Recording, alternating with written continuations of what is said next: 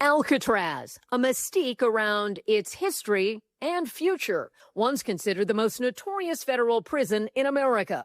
Its doors may reopen.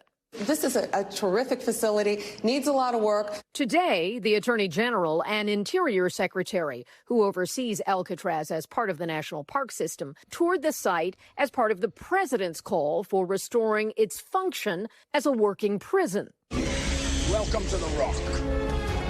The prison, a character on film, perched on an island off San Francisco, a fortress with a reputation for being impossible to escape. Opened in the 1930s, no more than 275 inmates at any time. In its day, the Federal Bureau of Prisons said inmates at Alcatraz had only 4 rights: food, clothing, shelter, and medical care. Everything else was a privilege that had to be earned. Over the years, the maximum security prison held some of the most recognizable names in criminal history: Al Capone, George Machine Gun Kelly, and Robert Stroud, the so-called Birdman of Alcatraz. In the 29 years that it operated, escapes were attempted and documented 14 times, but none was successful, though some did get close, as dramatized in the 1979 Clint Eastwood classic, Escape from Alcatraz. I may have found a way out of here.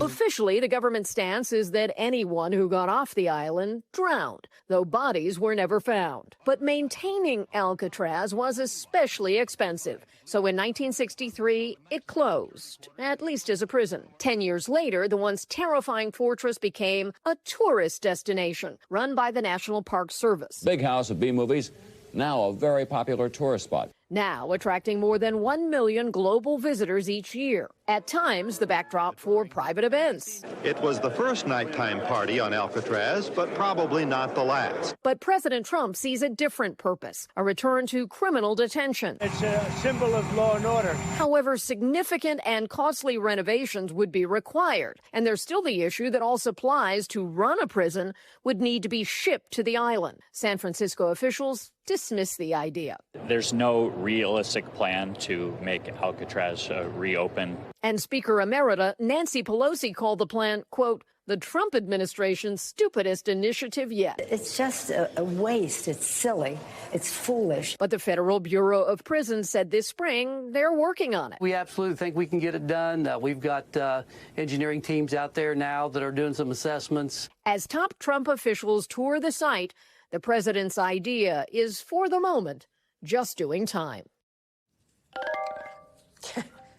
Kelly O'Donnell is joining us now from outside the White House. So, Kelly, if this were to move forward, would it need congressional approval? And if so, would Democrats be able to do anything to try to slow this down, or not really? Well, yes, it needs Congress for a number of reasons. It is now designated as a National Historic Site. It's part of the park system. You'd have to unwind that. As in all things, Congress carries the purse strings. So if you're talking about a very expensive retrofitting, renovation, and remaking it from a place that has a visitor center for tourists and a gift shop and make it a place for hardened criminals, think of the work that would need to be done.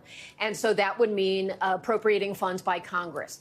Certainly, the president likes to talk about things he's interested in, and people in his administration carry out tasks to try to do it, and we'll see what happens. Also, lots of local opposition to this, as you saw from California officials who don't believe it's a good idea. So it seems like the president might have been watching a late-night movie, inspired by the movies. He referenced that when he first talked about this in May.